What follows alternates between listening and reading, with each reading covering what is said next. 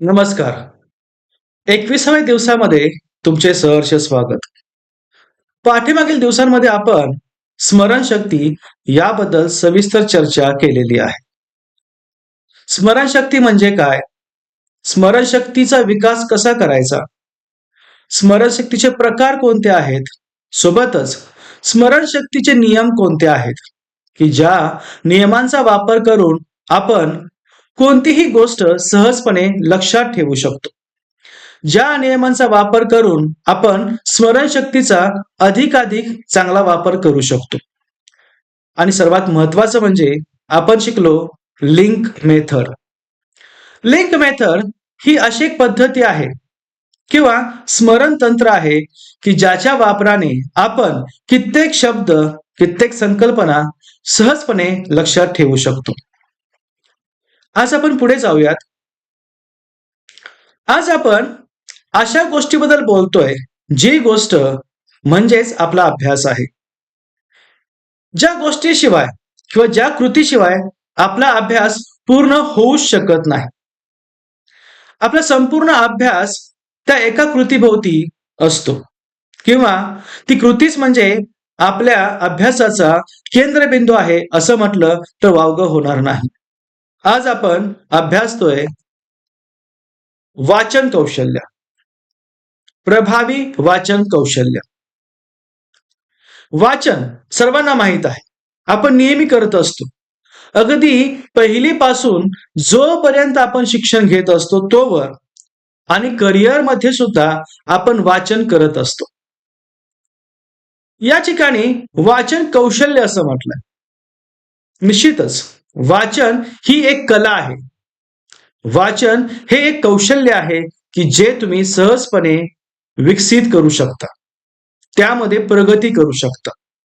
आज तर आपण शिकतोय प्रभावी वाचन कौशल्य. ज्या गोष्टींचा आपण अभ्यास करतो, कोणताही विषय घ्या, त्या विषयाचा अभ्यास करणं म्हणजे आपण पहिली गोष्ट कोणती करतो तर त्या विषयाचं आपण वाचन करतो. वाचनाच्या माध्यमातूनच आपण अध्ययन करत असतो.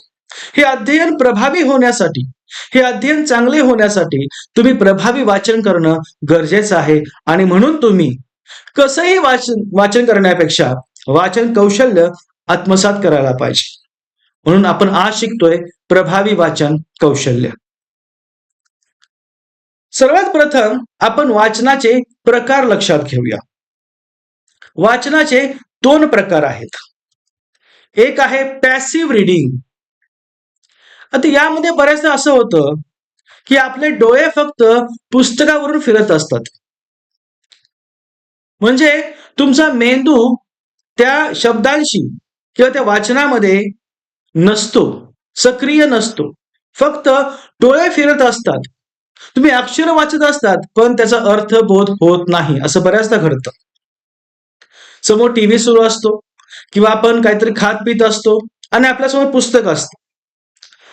आपल्याला असं वाटतं की आपण वाचन करतोय, पण वास्तविक आपण वाचत नसतो. आपले फक्त डोळे फिरत असतात. अशा वाचनाचा काही उपयोग होत नाही. दुसरा प्रकार आहे ऍक्टिव्ह रीडिंग. यामध्ये मात्र तुमच्या मेंदूचा सक्रिय वापर केला जातो. या वेळेला तुम्ही जे वाचताय त्याला अर्थ दिला जातो, ते समजून घेतलं जातं. तुम्ही जी माहिती घेत आहात त्या माहितीचा अगोदरच्या माहितीशी संबंध जोडला जातो. याला आपण ऍक्टिव्ह रीडिंग असं म्हणतो. अशा प्रकारे हे दोन प्रकार आहेत, passive reading and active reading. इथं अपेक्षित हे आहे, सर्वात प्रथम आपण पॅसिव्ह रीडिंग करणं सोडायला पाहिजे किंवा कमी करायला पाहिजे. पूर्णपणे बंद केलं तर खूपच छान. फक्त अभ्यास करायचा आहे, फक्त वाचायचं आहे असा उद्देश ठेवून वाचन करणं म्हणजे अभ्यास होणार नाही. केवळ आपल्या पालकांना दाखवायचं आहे किंवा केवळ सरांना दाखवायचं आहे म्हणून वाचन करणं असेल तर ते पॅसिव्ह रीडिंग होईल, ज्याचा काही उपयोग होत नाही. त्याचा उपयोग तुमच्या परीक्षेकरता होणार नाही, ज्ञान वृद्धी करता होणार नाही, कशा करताच होणार नाहीये. म्हणून आपण सर्वांनी ऍक्टिव्ह रीडिंग काय आहे ते समजून घ्यायला पाहिजे आणि वाचत असताना आपला मेंदू कसा सक्रिय होईल याकडे लक्ष द्यायला पाहिजे. आता आपण समजावून घेऊया की का वाचायचं.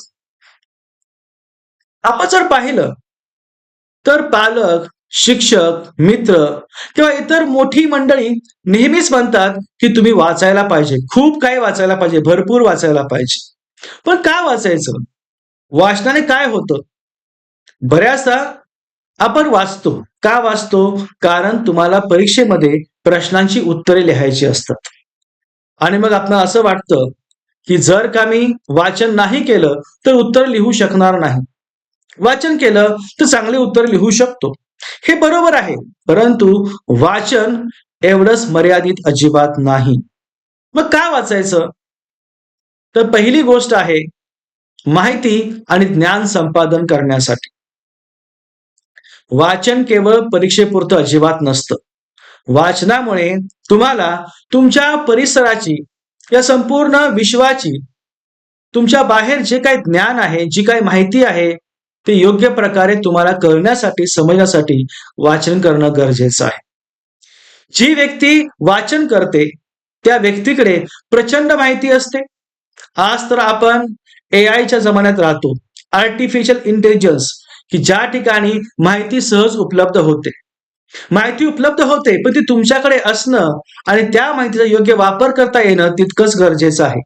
आणि म्हणून वाचनामुळे माहिती आणि ज्ञान संपादन होते. दुसरी गोष्ट आहे आकलन वाढते. आकलनचा अर्थ आहे तुम्ही जी गोष्ट वाचता ती तुम्हाला चांगल्या प्रकारे समजते आणि त्याच्याही पुढे जाऊन ती गोष्ट तुम्ही तुमच्या दैनंदिन जीवनात चांगल्या प्रकारे वापरू शकता. याला आपण आकलन असं म्हणतो. जेव्हा तुम्ही अधिकाधिक वाचता, तुम्हाला अधिकाधिक समजतं. तुमचं आकलन वाढतं, तुमची समज वाढते. यामुळे काय होतं? तर निश्चितच तुमच्या विचारशक्तीचा विकास होतो. आपण माणूस आहे. आपल्याकडे विचारशक्ती आहे, विचारांची ताकद आहे. ही विचारांची ताकद तेव्हाच वाढेल जेव्हा तुम्ही अधिकाधिक वाचत जाल, अधिकाधिक माहिती आणि ज्ञान संपादन कराल. एकाग्रता वाढते. जेव्हा आपण वाचन करतो त्यावेळेला आपण पूर्णपणे तल्लीन होतो. वाचत असताना तुमचं मन त्या शब्दांवरती, ती काही जी पात्र असतात, जे अक्षर असतात किंवा जी काही समज असते, जो काही पाठ असतो त्याकडे असतं आणि त्यामुळं तुमची एकाग्रता टिकून राहते. ज्या प्रकारे तुम्ही माहिती घेता, तुम्हाला माहिती कळत जाते, समजते, उमजते. त्यामुळे तुमची एकाग्रता आणखीन वाढत जाते. संवाद कौशल्य सुधारते. हे खूप महत्वाचं आहे. संवाद कौशल्य विद्यार्थी किंवा इतर कोणत्याही करिअर क्षेत्रामध्ये तुम्हाला निश्चितच प्रगतीपथावर नेते, तुम्हाला चांगले बनवते. आणि हे संवाद कौशल्य अधिक चांगलं करायचं असेल तर निश्चितच वाचन तुम्हास याकरता निश्चितपणे मदत करत असते. आता आपण वाचनाची प्रभावी पद्धती शिकणार आहोत. आपण नेहमी वाचत असतो, परीक्षा समोर ठेवून वाचत असतो, परीक्षेमध्ये उत्तरे लिहायची आहेत म्हणून आपण वाचत असतो. जे वाचतो त्यावरती निश्चितच आपण उजळणी करतो, त्यावरती मनन चिंतन करतो. आज आपण अशी एक पद्धती अभ्यासायची आहे ज्या पद्धतीला आपण वाचनाची सुपर रीडिंग मेथड असं म्हणू शकतो. येस, ही जी SQ5R मेथड आहे, ही जगप्रसिद्ध अशी मेथड विद्यार्थ्याला वाचन समजण्यास, उमजण्यास अतिशय चांगली मदत करत असते. SQ5R मेथड ही नेमकी काय आहे आणि या पद्धतीचा वापर करून आपण कसं वाचू शकतो आणि ही प्रभावी का आहे हे आपण या ठिकाणी समजून घ्यायचं आहे. वास्तविक SQ5R म्हणजे SQ आणि 5 वेळा R हे ॲक्रोनिम आहे. SQ5R म्हणजे S, त्यानंतर Q आणि 5 वेळा R. चला तर आपण समजून घेऊया ही पद्धती काय आहे, या पद्धतीचा वापर करून कसं आपण वाचन करू शकतो. येस, पहिलं यस आहे, यस फॉर सर्वे. सर्वे म्हणजे काय? तर नजर फिरवणे. तर काय करायचं लक्षात घ्या, धडा किंवा प्रकरण वाचण्यापूर्वी फक्त 5 मिनिटे धड्यावर एक नजर फिरवायची आहे. विषय कोणताही असेल, भाषा असेल, विज्ञान असेल, समाजशास्त्र असेल किंवा आणखीन काही असेल. धडा वाचण्यापूर्वी धडा उघडला की फक्त धड्यावरून, संपूर्ण धड्यावरून एकदा फक्त नजर फिरवायची आहे. मग यात नेमकं काय करायचं आहे, हे करत असताना तुम्हाला संपूर्ण धडा वाचायचा नाहीये, संपूर्ण पाठ वाचायचा नाहीये. काय करायचंय, तर पहिल्यांदा फक्त धड्याचं शीर्षक म्हणजे टायटल, उपशीर्षक, सोबतच धड्यामध्ये कुठे आकृत्या आहेत का, कुठे चित्रे आहेत का, तक्त्या आहेत का, आणि महत्वाचं म्हणजे धड्याच्या शेवटी जे काही प्रश्न असतील, स्वाध्याय असतील, ते वाचायचे आहेत. आता यामुळे काय होतं, तर तुमचा मेंदू धड्यासाठी तयार होतो. महत्वाची गोष्ट म्हणजे तुमचा मेंदू त्या पाठामध्ये नेमकं काय काय आहे हे शोधायला सुरुवात करतो. सोबतच तुम्ही जे पाहिलं आहे ती माहिती अगोदर कुठे तुम्ही पाहिली आहे का, वाचली आहे का, याच्याशी संबंध जोडण्याचा प्रयत्न तुमचा मेंदू करत असतो. तर पहिला यस आहे, यस फॉर सर्वे, की ज्या ठिकाणी आपण काय करतोय, फक्त धडा पाहतो आहे, धड्यावरती एक नजर टाकतो आहे, की ज्यामध्ये आपण धड्याचं शीर्षक, उपशीर्षक, चित्रे, आकृत्या, तक्ते आपण सर्व पाहतो आहोत. त्यानंतर आहे क्यू, क्यू फॉर क्वेश्चन, प्रश्न विचारणे.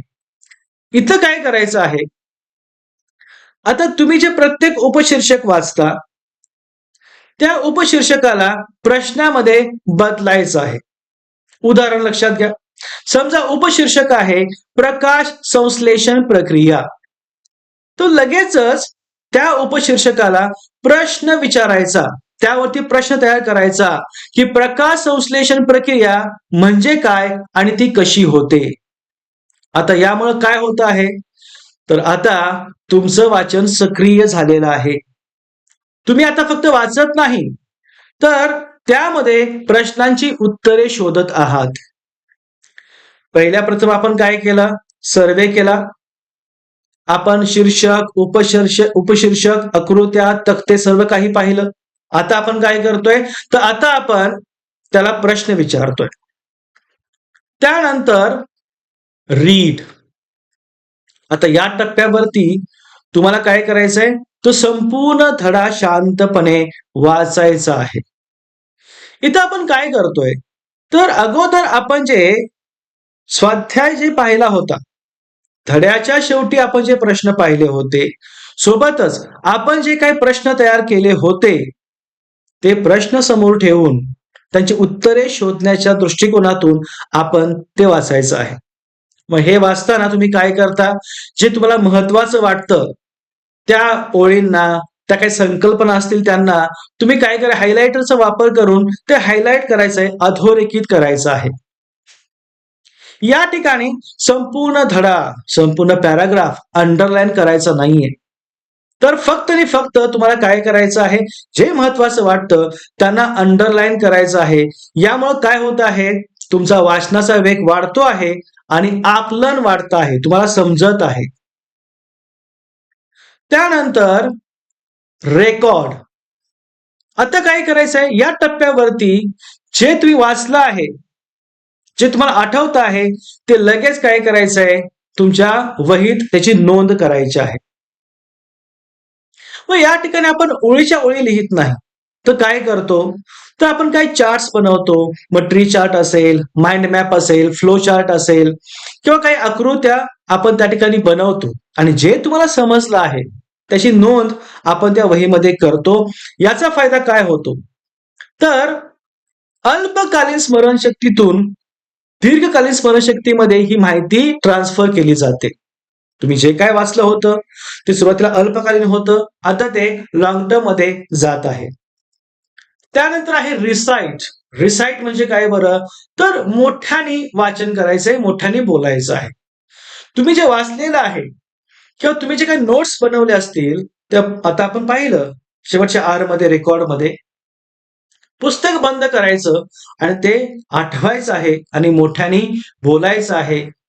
हे कसं करायचं? ज्या प्रकारे तुम्ही एखाद्याला माहिती सांगताय किंवा एखाद्याला शिकवत आहात, अशा पद्धतीने हे करायचं आहे. याचा फायदा काय होतो आहे? तर तुमच्या मेंदूमध्ये जी माहिती साठवली आहे, ती बाहेर काढता. त्याची उजळणी होते अप्रत्यक्षपणे. जे काय होतं बरं? तर तुमच्या मेंदूमध्ये ते कायमस्वरूपी साठते. त्यानंतर आहे रिव्ह्यू, पुनरावलोकन करा.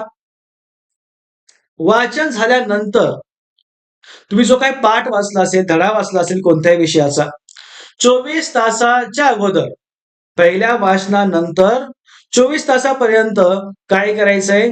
पुन्हा एकदा 5 मिनिटे त्या नोट्स आणि तुम्ही जो हायलाइट केलेला भाग असेल, ज्या महत्वाच्या ओळी, संकल्पनांना आपण अंडरलाईन केलं होतं, त्या पुन्हा वाचायच्या आहेत. ओके.